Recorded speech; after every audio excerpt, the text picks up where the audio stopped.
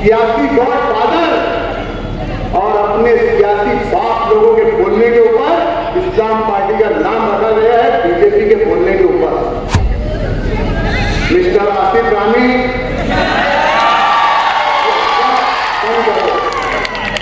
समझे? वो 1.5 रुपए कर रहा, तुम ये सब हरकत बंद करो। साई चैतन्य पैरामेडिकल कॉलेज लेकर आया है पैरामेडिकल काउंसिल और सरकारी नौकरियों के लिए उपयोगी पाठ्यक्रम।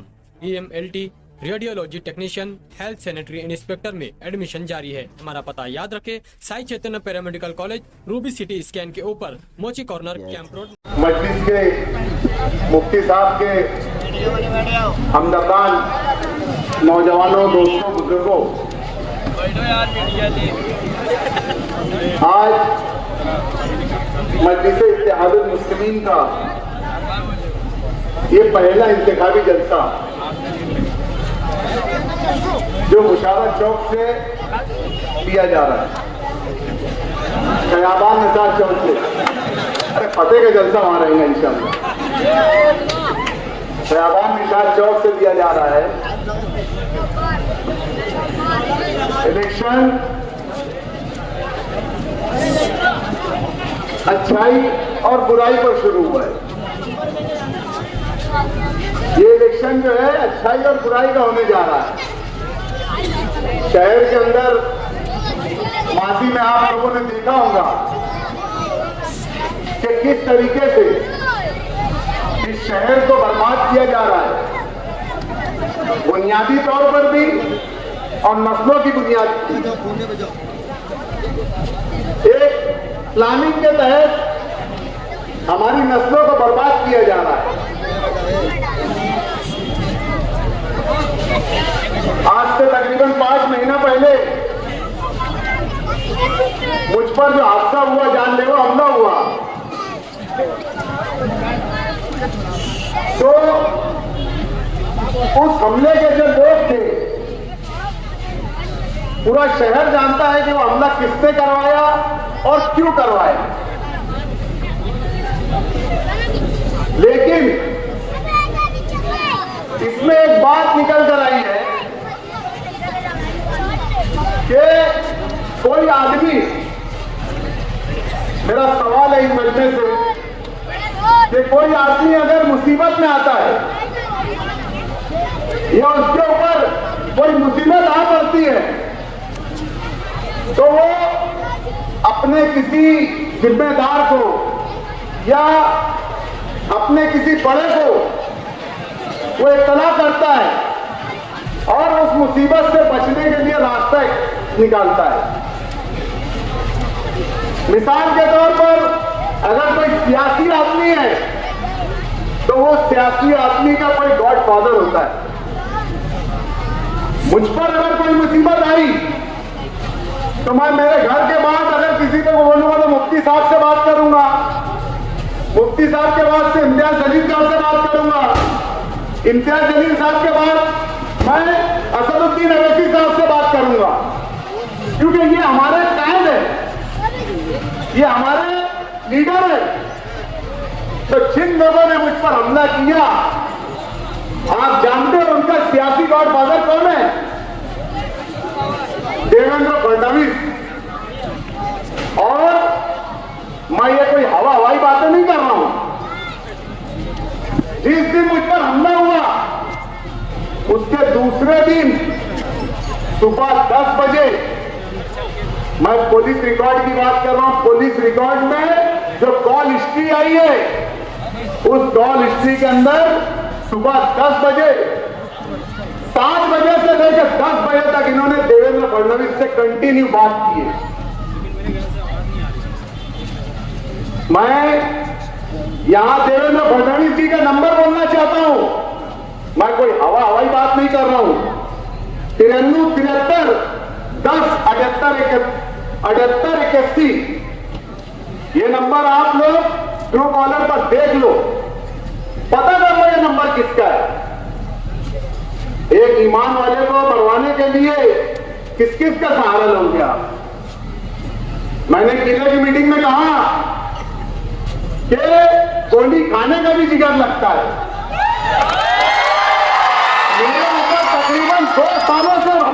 प्लानिंग हो रही थी और मैं इस चीज से वाकिफ था कि मेरे ऊपर हमला होने वाला है, और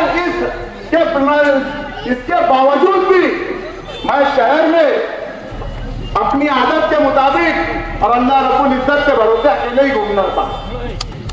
मुझे मालूम था कि मेरे ऊपर गोली चलने वाली है, और चली, और शायद आगे भी चलेगी, उससे भी पीछे नहीं हटूंगा मैं।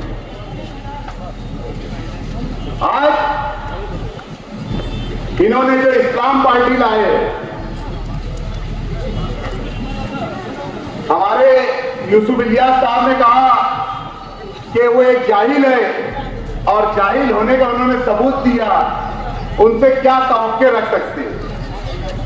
मैं ये कहना चाहूंगा कि वो जाहिल नहीं है, बहुत दूर अंदेश है, बहुत दूर अंदेश है। ये इस्लाम पार्टी का जो नाम है, एक मुनज़्ज़म साजिश के तहत और अपने सियासी गॉडफादर और अपने सियासी बाप लोगों के बोलने के ऊपर इस्लाम पार्टी का नाम रखा गया है, बीजेपी के बोलने के ऊपर। क्यों? आपके मन में सवाल पैदा हो रहा होगा कि बीजेपी वाले क्यों ये बात कहेंगे कि इस्लाम पार्टी रखना चाहिए। बीजेपी वाले यहां पर इस्लाम पार्टी का नाम रखवाकर पूरे महाराष्ट्र में डंका बजवाते, वो एक 1.5 बुढ़े को भेजते थे और बोलवाते थे देखो यहां पर जिहादी पार्टी आई है।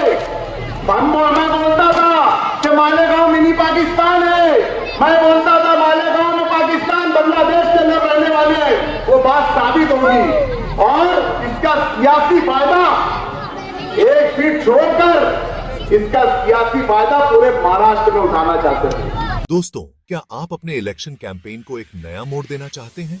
तो फिर आप बिल्कुल सही जगह आए हैं। Sai advertising and marketing agency पिछले 7 सालों से नेताओं की सेवा कर रही है। हमारी एलईडी वैन्स आपके मैसेज को हर गली गली, हर चौक चौराहे तक ले जाएंगी। इन्हीं एलईडी वैन्स पर दिखेंगे आपके आइडियाज, आपके वादे और आपके कैंपेन की सारी डिटेल्स। इससे आपका मैसेज सीधे सीधे लोगों तक पहुंचेगा, उनके दिलों तक। हम आपके कैंपेन को बनाएंगे और भी ज्यादा इफेक्टिव और powerful. Sai advertising and marketing agency 7 सालों से आपकी राजनीति को नई उड़ान दे रही है। अब समय आ गया है आपके संदेश को जन जन तक पहुंचाने का। तो देर किस बात की? आज ही कांटेक्ट करें मिस्टर साई चौहान को। फोन नंबर है 7887348037।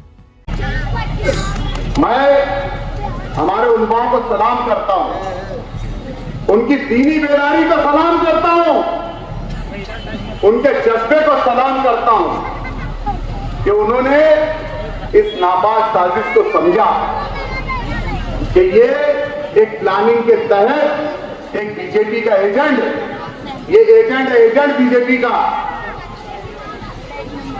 ये बीजेपी का एजेंट यहां पर इस्लामी पार्टी का नाम रखकर अपने पूरे उसके अंदर वो चलाना चाहता है। मिस्टर आसिफ रानी,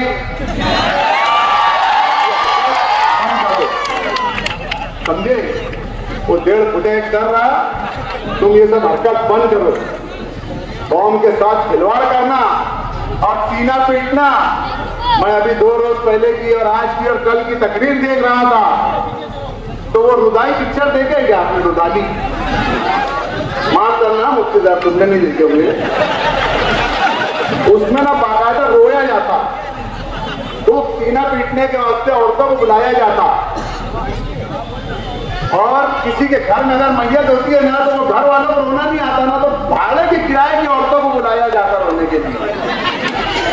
तो ये इस तरीके से रो रहा है, मतलब रोकड़ी खेलेंगे, ये खेलेंगे, वो खेलेंगे। अबे सीधा सीधा खेलेंगे, एकदम साफ सुथरा खेलेंगे। तुम क्या खिलाना खेलना चाहते हो? तुम कैसा खेलना चाहते बोलो? इसका प्रोपेगेंडा पूरे महाराष्ट्र में फैला कर ये सियासी मकबूल सियासी फायदा फिरका परस्त ये उठाना चाहती थी। आज ये इलेक्शन लड़ रहे हैं। इलेक्शन के नाम पर मेरे हादसे के बाद मेरे घर वालों को, मुझे और भी मेरे रिश्तेदारों को न जाने किस किस चीज का हवाला दिया जा रहा है। बिरादरी का हवाला, इसका हवाला, जाने दो, एक हो जाओ, नेक हो जाओ, एक हो जाओ। मतलब एक होंगे नेक होंगे क्या? इनकी नियतों में खोट है। मैं ईमान हूं माना, मुझे नहीं मालूम था कि शेख आसिफ मनियार बिरादरी से ताल्लुक रखते। ये तो उन्होंने अपने जबान से बोला कि मैं मनियार बिरादरी का हूं। हम चूड़ी पिनाने वाले हैं, मुझे नहीं मालूम था कि मनियार बिरादरी है। लेकिन मैं मनियार बिरादरी तो नहीं बोलता, लेकिन ये मनी यार है। मनी यार क्या? मनी के यार है। सिर्फ पैसा कमाना, लूट खसोट करना, ये इनका मकसद है।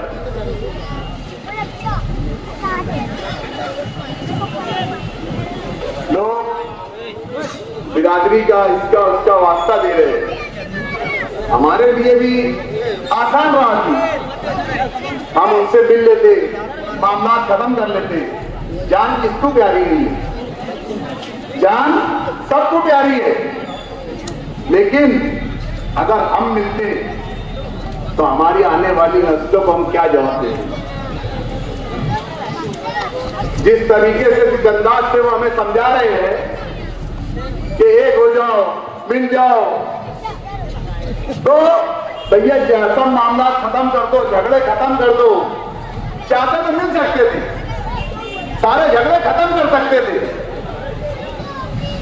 लेकिन ये जुल्म के खिलाफ खड़ा कौन होगा?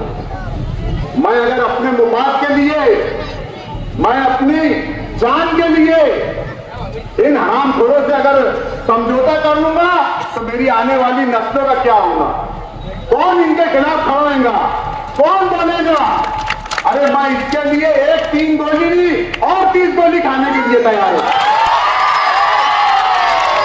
लेकिन कौम के साथ गद्दारी नहीं करूंगा। और जो गद्दार लोग हैं उनसे कभी हाथ नहीं मिलाऊंगा। हमारे कुछ लोग इलेक्शन में, कुछ हमारे अपने साथ के उठने बैठने वाले रिश्तेदार, ताल्लुकात, कुछ लोग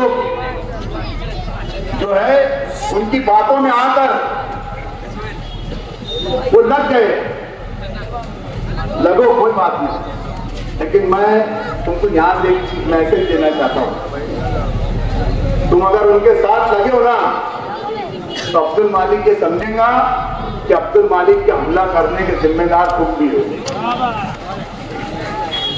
मैं अपील करना चाहता हूं, मैं इस इलाके से अपील करना चाहता हूं, मैं इस स्टेट से अपील करना चाहता हूं कि जो लोग बुराई को बुराई समझेंगे, जो लोग मेरे हमले को गलत समझेंगे, जो लोग शहर के अंदर नशा बिक रहा है उसको गलत समझेंगे, जो लोग बुराई को ताकत से रोकने का जज्बा समझते होंगे और कहीं भी थोड़ी सी भी उनके अंदर मेरे लिए एक राय के सर्रे के बराबर भी मोहब्बत होगी तो वो मुफ्ती मोहम्मद इस्माइल साहब को वोट देके तो मेरी मोहब्बत का इजहार करेंगी।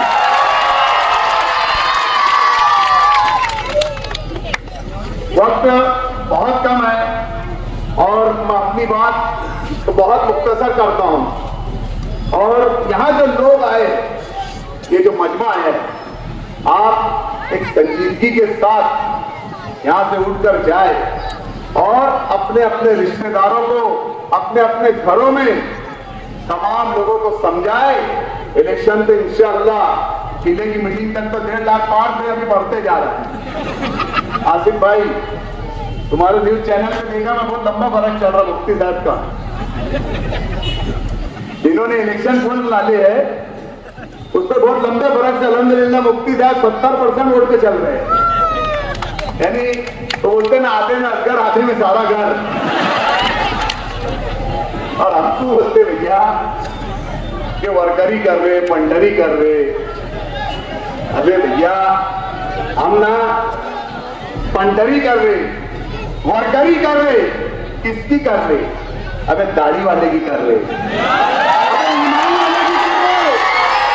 तेरे जैसे खड़े रह के इसकी पंडरी नहीं कर रहे।